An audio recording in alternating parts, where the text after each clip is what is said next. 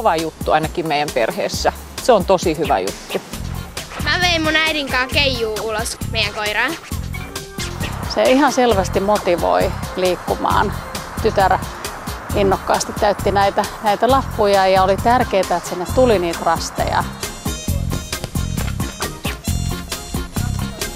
No kyllä se on hienoa, että omat lapset pyytää vanhempia liikkumaan, että se saa perheen yhdessä aktivoitua liikkumaan yhdessä.